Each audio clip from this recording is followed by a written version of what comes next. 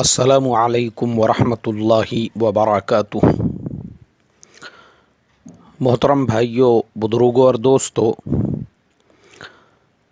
یہ میرے south Korea کے سفر نامے کا 19واں حصہ ہے۔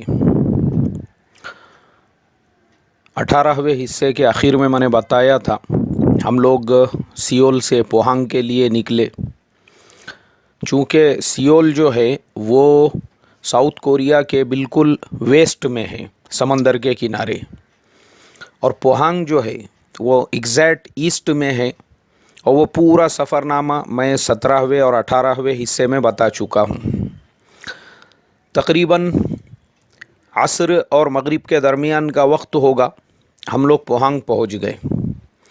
پوہانگ بھی ساؤتھ کوریا کی جو میٹرو سٹیز ہے ان میں سے ایک ہے، جو بالکل سمندر کے کنارے، اور اس کے بالکل سامنے ہی جاپان شروع ہوتا ہے۔ سمندر کے اس سائڈ سے جاپان کے جزائر وغیرہ بالکل قریب ہے وہاں سے۔ لیکن میرا جو مقصد تھا، میں اس سے پہلے بتا چکا ہوں، اس مرتبہ جو ہے میں نے اپنے ڈیوریشن کو تھوڑا بڑھایا تھا تاکہ مسلمانوں کے حالات پہ وہاں پہ ریسرچ ہو سکے کہ بھئی وہاں مسلمان کس کس شہر میں رہتے ہیں، مساجد کی کیا شکل و صورت ہے، اور کس طریقے سے ہم وہاں کے جو اوریجنل لوکل سٹیزنز ہے، جو بیچارے بالکل پلین پیپر کی طرح سے ہے۔ کرسچنوں نے وہاں پہ محنت کی، ایک ایسا ملک جو کسی زمانے میں 100% بدھسٹ کنٹری ہوا کرتا تھا۔ ایک تو ایجوکیشن لیول اتنا ہائی ہو گیا وہاں پہ، جس کی وجہ سے ملک جو ہے تقریباً آج وہاں پہ 40% آبادی ایسی ہے جن کا کوئی خدا نہیں، وہ کمپلیٹلی ایتھیسٹ ہے۔ اس کے بعد میں 27% کو ان لوگوں نے کرسچن بنا دیا۔ اب جو باقی کے جو ہے بچے کچے، ان لوگوں کا حال یہ ہے، اس میں بدھ ہے، پھر ان کے اندر مسلمانوں کی بہت چھوٹی تعداد ہے، یعنی پورے ملک کی آبادی جو ہے تقریباً 5-5.5 کروڑ ہے، اس میں 1 لاکھ مسلمان ہیں، جو پرسنٹیج کے اعتبار سے 0.11 میں بھی نہیں آتے ہیں۔ تو چونکہ ہمارا مقصد یہی تھا کہ بھائی اسلام کی دعوت کی یہاں پہ اگر کچھ شکل و صورت بنتی ہے، تو اس ملک کے اندر اگر کچھ ایسے داعی تیار ہوتے ہیں جو اس قوم کے اندر، کہ کرسچنوں نے آ کے ان کو کرسچن بنا دیا، ایسے ہی اگر مسلمان محنت کرے تو اسلام کے پھیلنے کی بھی ایک شکل و صورت بن سکتی ہے۔ وہی میرا مقصد تھا۔ اسی اعتبار سے ہم پچھلے جو اسباق ہے، کیونکہ ابھی ہم 19ویں حصے تک پہنچے، تو پچھلے اس میں بتا چکا ہوں، انچین میں، سیول میں، اسی طریقے سے ہم نے ملاقاتیں کی، اور وہی مقصد کو لے کر جب میرا پوہانگ پہنچنا ہوا، تو چونکہ ابھی جو ہم نے سفر کیے تھے، پورے راستے کی تھکاوٹ، اور پرابلم وہاں پر یہ تھا کہ ان لوگوں کو یہ پتہ ہی نہیں ہمارے شہر کے اندر مسجد کہاں پر ہے، مسلمان کہاں پہ رہتے ہیں، ان کو معلوم ہی نہیں ہے اس کے بارے میں، کیونکہ میرے جتنے بھی میزبان تھے وہ 100% سارے کے سارے کرسچین، اور ان لوگوں نے بیچاروں نے میرا رہنے کا بھی ماشاءاللہ بہترین انتظام کیے۔ لیکن میں نے ان لوگوں کے سامنے یہی بات رکھا، میں بولا دیکھو بھائی، آپ کے شہر میں آنے کا جو مقصد ہے، میں چاہتا ہوں یہاں پہ کسی نہ کسی ہمارے ایمان والے سے ملاقات ہو۔ تو ان لوگوں نے ترتیب ایسی بنائے کہ جسٹن، جو ہمارے ایک اور شاگرد ہوتے ہیں، وہ میرے ساتھ میں رہیں گے دوسرے دن پورا دن۔ اور جس طریقے سے سیول کے اندر ہم لوگوں نے حلال ریسٹورنٹ تلاش کیا، پھر وہاں گئے تو پتہ چلا مسلمانوں کی آبادی کے بارے میں، تو یہاں پر بھی ہم لوگوں نے یہ طے کیا کہ یہی ترتیب کریں گے کہ پہلے یہ فائنڈ آؤٹ کریں گے، سرچ کریں گے کہ بھائی اس شہر کے اندر حلال ریسٹورنٹ کتنے ہیں، وہاں پر جائیں گے، شاید وہاں پہنچنے کے بعد ہماری مسلمانوں سے ملاقات ہو۔ اب اگلے دن صبح جسٹین جو ہے وہ میرے قیام گاہ کے اوپر پہنچ گئے۔ ہم لوگ نکلے وہاں سے، ناشتہ وغیرہ ہم نے ایک جگہ پر کیا، چونکہ وہاں کھانے پینے کا بہت بڑا مسئلہ۔ اب سیول میں ہم لوگ تھے، انچین میں ہم لوگ تھے، تو وہاں پہ ہم نے حلال ریسٹورنٹ تلاش کر لیے تھے ماشاءاللہ۔ اب یہ ایک نیا شہر، تو یہاں پہ میک ڈونلڈ کے علاوہ کوئی آپشن نہیں تھا۔ میں نے کہا بھئی میک ڈونلڈ کے اندر کچھ ویجیٹیرین مل جاوے، اور میک ڈونلڈ میں جب ہم لوگ گئے تو وہاں پہ شریم ہے، وہاں پہ فش ہے، وہاں پہ باقی سب چیزیں 100% نان ویج ہے، ویج کا کوئی تصور نہیں ہے وہاں پہ. یہ ایک بہت بڑا مسئلہ. میں نے کہا بھائی ایک کام کریں گے، ابھی فی الحال جو ہے نا، جو امریکانو ہے، جو بلیک کافی ہے، اسی کے اوپر اکتفا کرتے ہیں. ناشتے کا رہنے دو، بعد میں وہ کہیں سے اپن بسکٹ لے لیں گے اور اس کے بعد میں جو ہے چائے کے ساتھ کام چلا لیں گے. اس کے بعد ہم لوگ، چونکہ اصل جو مقصد تھا ہمارا کہ بھائی مسلمانوں کو وہاں پہ کیسے تلاش کیا جائے، تو سب سے پہلے ہم نے یہ طے کیے کہ شہر کے اندر ایک لائبریری، انہوں نے مجھے بتایا کہ ہمارے یہاں پہ ایک بہت بڑی یونیورسٹی ہے، اس کی لائبریری ہے، ہم لوگ وہاں جائیں گے. چونکہ بہت سے جو مسلمان اسٹوڈنٹس ہیں جو وہاں پہ پڑھتے ہیں، وہاں سے ہم لوگ جو ہے لائبریری سے ایک آنکڑا لے سکتے ہیں، ایک فگر لے سکتے ہیں کہ یہاں پہ کوئی مسلمان ہے جس کا نام یہاں پہ رجسٹرڈ کیا ہوا ہے اس کے موبائل نمبر وغیرہ کے ساتھ میں. ماشاءاللہ ہم لوگ وہاں پہ جب پہنچے تو لائبریری کے اندر داخل ہونے کے بعد میں نے تو محترم بزرگوں اس بات کو قبول کر لیا کہ واقعی میں بھی یہ ساؤتھ کورین جو قوم ہے، ان کو حق ہے دنیا کے اندر ٹیکنالوجیز کا بادشاہ بننے کا. ریزن یہ ہوا، ہم نے دیکھے وہ لائبریری کے اندر بیٹھنے کے لیے جگہ نہیں ہے، ٹیبلوں پہ لوگ بیٹھے ہوئے، کرسیوں پہ لوگ بیٹھے ہوئے، بچوں کے لیے ایک الگ سیکشن بنا ہوا. وہ سارے ویڈیوز ہیں میرے پاس میں، وہ میں نے ابھی تک جو ہے اپنے چینل پہ اپلوڈ نہیں کیا ہوں، میری مصروفیت کی وجہ سے اس کو ایڈیٹنگ کا مجھے ٹائم نہیں مل رہا ہے. آپ وہ سارے ویڈیوز دیکھیں گے، آپ کو خود پتہ چلے گا کہ وہاں کی جو قوم ہے، کورین قوم، وہ اپنے ایجوکیشن پہ کتنا پیسہ خرچ کرتی ہے، اپنے لائبریریز پر، اپنے کالجز پر، اپنے یونیورسٹیز پر. اسی لیے اگر آپ یونائٹڈ نیشن کی رپورٹ دیکھو گے، جیسے میں نے آپ کو ہیپینس رپورٹ یعنی دنیا کے خوشحال ملک، اس کے اندر کون سے ملک کا کتواں نمبر ہے، ہمارے انڈیا کا 133 نمبر تھا، تو پتہ چلا اس سال وہ اور گھسڑ کے یعنی نیچے آ گیا، اور ابھی فی الحال ہم 140ویں نمبر پہ ہے 156 ملکوں کی لسٹ میں، اور نیچے آ گئے 2019 کے اندر.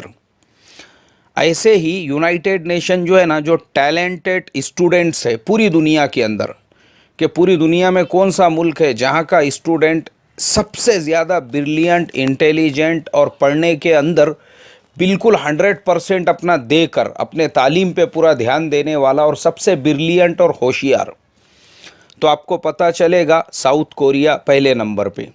پوری دنیا میں سب سے شارپ برین، سب سے انٹیلیجنٹ، سب سے زیادہ محنت کرنے والے اسٹوڈنٹس وہاں کے ہی، اور سب سے اچھا پرفارمنس وہاں کے ہی کالجز کا، اسکولز کا، یونیورسٹیز کا. یہ پوزیشن انہوں نے پوری دنیا میں جو اپنی بنائی ہے وہ اسی وجہ سے، وہ مجھے وہاں کی لائبریری دیکھ کے پتہ چل گیا. چھوٹے بچوں کے لیے بھی، جو بچے پرائمری اسکول میں، آپ مجھے بتائیے ہمارے انڈیا کے اندر ایسی کون سی لائبریری ہے جس لائبریری میں بچوں کا جو سیکشن ہے وہ الگ ہے. وہاں میں نے دیکھا بچوں کا سیکشن الگ، اس میں بچوں کی کتابیں الگ، اور جو بچوں کا سیکشن ہے اس میں کرسیاں بھی بچوں کے جیسی چھوٹی چھوٹی بیٹھنے کے لیے بنی ہوئی، بچوں کے جیسے ٹیبل بنے ہوئے، پورا نظام ہی وہ بچوں کے ہاتھ میں. یہاں تک کہ وہاں پہ جو کتابیں ڈسٹریبیوٹ کرنے والے تھے وہ بھی وہاں پہ بچے ہی بیٹھے ہوئے ہیں، اور اچھا بچے وہاں پہ آلریڈی اسٹڈی کرتے بیٹھے ہوئے. سناٹا چھایا ہوا، آپ کو ایسا لگے گا کہ آپ کہاں آ گئے، یہاں تو کوئی انسان کی آواز بھی نہیں آ رہی ہے، سانس لینے کی بھی آواز نہیں، اور وہ پوری لائبریری بھری ہوئی ہے، سب لوگ اسٹڈی کرتے بیٹھے ہوئے ہیں. گئے ہم لوگ وہاں پہ، تو چونکہ جسٹین جو ہے وہ خود بھی ایک پروفیسر ہوتے ہیں، تو ان کے وہاں پہ تعلقات، وہاں جانے کے بعد میں انہوں نے معلومات لی کہ بھئی یہاں پہ مسلم اسٹوڈنٹس کے کچھ نیم ہم کو مل سکتے ہیں کیا. اب وہاں میرے محترم دوستو سسٹم ایسا ہے کہ اب وہاں پہ مذہب تو لکھا ہوا نہیں ہوگا، لائبریری کے اندر بھی کون کس سماج کا ہے، کس ذات کا ہے، کس دھرم کا ہے، وہ صرف نام لکھیں گے. اب جو کامن مسلم نیمز ہوتے ہیں، محمد، احمد، ہم نے ایسے نام ڈال کر دیکھے، کمپیوٹر سسٹم میں انہوں نے ڈالے، دیکھے، چیک کیے، اب یہ نام کا اس میں کوئی ملنے تیار نہیں. اچھا وہاں پرابلم ایکچول میں یہ ہے کہ چائنا میں اور یہ سارے ملکوں کے اندر جو ہے نا، مسلمانوں کے نام بھی ویسے ہی ہوتے ہیں، جیسے وہ غیروں کے نام ہوتے ہیں، مسلمانوں کے ان کے ناموں میں ڈیفرنس نہیں ہوتا ہے، وہ وہی نام رکھتے ہیں جو ان کے لوکل نام جو چلتے آ رہے ہیں ان کے باپ دادا کے زمانے سے۔ ابھی جیسے میں آپ کو ایک مثال دوں اس کی، جیسے جیک ما ہے، آپ نے سنے ہوں گے ایشیا کے سب سے بڑے جو بلینئر ہے پورے ایشیا کے، علی بابا کمپنی کے جو مالک ہے، علی بابا .com پہ آپ جائیے، یہ انہی کی کمپنی ہے، وی چیٹ انہی کی کمپنی ہے، پے ٹی ایم یہ بھی انہی کی کمپنی ہے، لیکن ہندوستان کے اندر کچھ لوگوں کی اس کے اندر پارٹنرشپ ہے، یہ بات اور ہے۔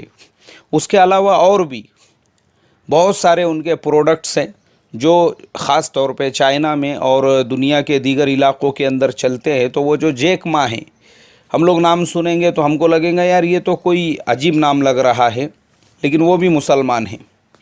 اسی طریقے سے چائنا میں مسلمانوں کے نام، جاپان میں مسلمانوں کے نام، بہت سارے ملکوں میں آپ کو ویسے ہی ملیں گے جو نام ان کے باپ دادا کے زمانے سے چلتے آ رہے ہیں۔ بہرحال ابھی مجھے یہ ناموں پہ بحث و مباحثہ نہیں کرنا ہے، اس پہ ڈسکس نہیں کرنا ہے۔ جو مدعا ہے وہ یہ کہ کمپیوٹر سسٹم میں وہ نام سے پتہ نہیں چل پا رہا ہے۔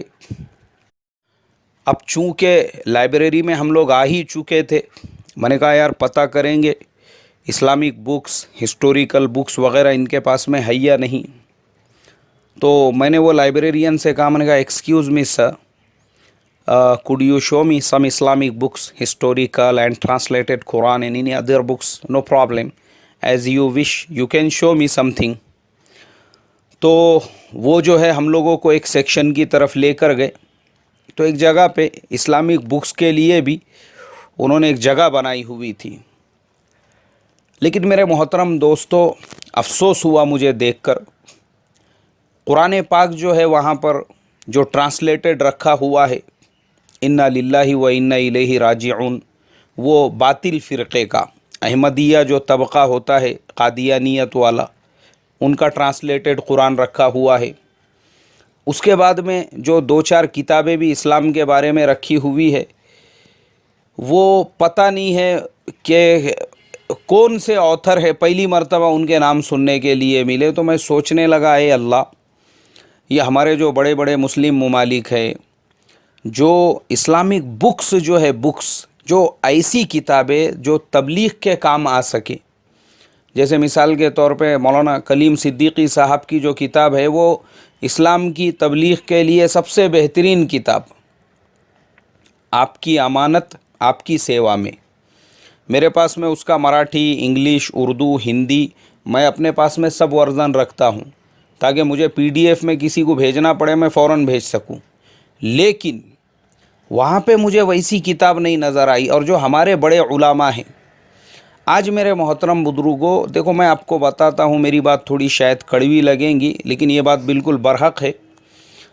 دنیا کی جو قومیں ہیں نا، دنیا کی، ان کو آتھینٹک اسلام چاہیے، کتابوں کی شکل میں چاہیے، ان کو بالکل حوالے کے ساتھ باتیں چاہیے، اور کتابیں چاہیے ان کو انگریزی کے اندر۔ جب تک آپ کو انگریزی نہیں آتی، اب مجھے آپ بتاؤ نا، ساؤتھ کوریا جیسے ملک میں اگر آپ جائیں گے، اردو کتاب پڑھاتے کیا ان کو؟ کہ ہندی میں دیتے ان کو؟ اللہ معاف کرے میرے محترم دوستو، ہم لوگوں نے انگلش لٹریچر کے اوپر کام ہی نہیں کیا۔ ہمارے یہاں پہ خالی ٹھوکم ٹھا کر بس چلا پکار چالو ہے۔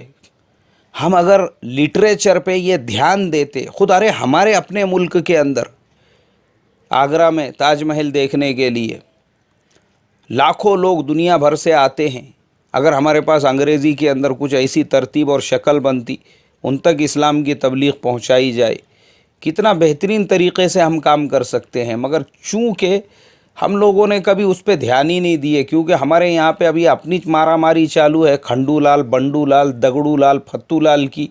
یہیں ہم لوگ مسالک کے اندر تیری میری میں لگے ہوئے ہیں، تو وہ اتنے اونچے کام کے لیے کہاں سے ٹائم ملے گا ہم کو؟ اللہ حفاظت فرمائے۔ وہاں جا کے ایک درد پیدا ہوا کہ ہندوستان کے اندر یا اور دوسرے جو بڑے بڑے مسلم ملک ہے، اپنے آپ کو اسلام کا ٹھیکیدار، گتےدار سمجھنے والے یا پوری دنیا کے مسلمانوں کا سرپرست سمجھنے والے ایسے ملکوں نے لٹریچر پہ کام کرنا چاہیے۔ جو بیسک جو چیزیں ہیں اسلام کی تبلیغ کے لائن سے، وہ بہت ضروری ہے۔ ہم لوگ وہ سطح کو پہنچے ہی نہیں ابھی تک۔ اللہ معاف کرے، افسوس ہوا مجھے، اتنی بڑی یونیورسٹی، وہ بھی انٹرنیشنل یونیورسٹی، کیونکہ مجھے وہاں پہ ہمارے چنئی کے ایک پروفیسر صاحب بھی ملے، تو مجھے پتہ چلا کہ یہ ایک انٹرنیشنل یونیورسٹی ہے، دنیا بھر کے اسٹوڈنٹس وہاں پڑھنے کے لیے آتے ہیں، اور وہ اتنی بڑی یونیورسٹی کی جو لائبریری ہے، لاکھوں کتابیں، اور وہاں پہ 10 سے 15 بھی اسلامک کتابیں نہیں بولے تو کتنے افسوس کی بات ہے۔ دنیا کا سب سے بڑا مذہب اور اس مذہب کو ریپریزنٹ کرنے والی اگر کتابیں نہیں ہیں، افسوس کی بات ہے۔ اب اس کے آگے کا میرے محترم دوستو کل بیان ہوگا انشاءاللہ۔ السلام علیکم ورحمۃ اللہ وبرکاتہ۔